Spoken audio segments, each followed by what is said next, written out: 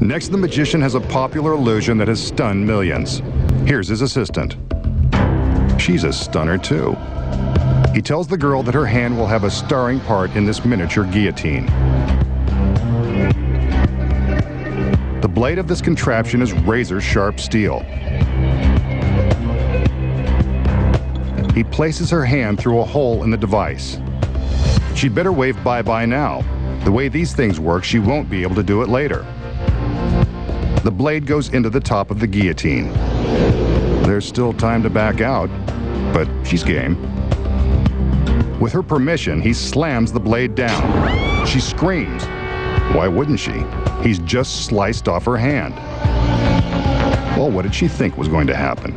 The magician takes the towel and reaches into the basket. He returns her hand. Too little, too late. Maybe some magic will make it all better. A little conjuring, and the hand is good as new. She forgives and forgets. Now forgive me if I ask how it's done.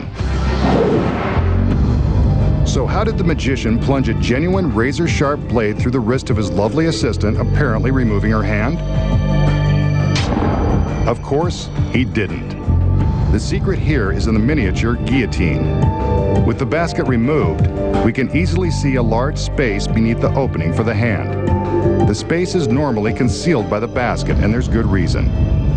When the blade is thrust downward and the assistant's hand appears to fall into the basket, the entire center section of the guillotine slides down into the empty space. The assistant's hand and wrist slide down with the center panel. From the back, we can see how the panel with the handhole is designed to slide. At the start of the trick, the center panel is secured in an upright and locked position with a simple cabinet door latch. When the blade is pushed down into the mechanism, it strikes this wooden ledge, releasing the latch and causing the trick panel to drop. She screams, but the blade goes nowhere near the girl's wrist. But then how do we see the blade behind the hand hole after her wrist has supposedly been sliced? The secret here is an identical second hole in the center panel, directly above the first. When the panel slides down, the second hole replaces the first. We can see the blade behind this second duplicate hole. Let's see it again in slow motion without the basket covering the secret. Next, the magician uses the empty towel to pretend to pick up the severed hand and give it back to the agonized girl. He gives a magical gesture and reveals that her hand is good as new. Watch again without the basket. He reaches in with the towel as the girl pulls her hand out of the bottom hole. All she does now is remove the towel to reveal her hand.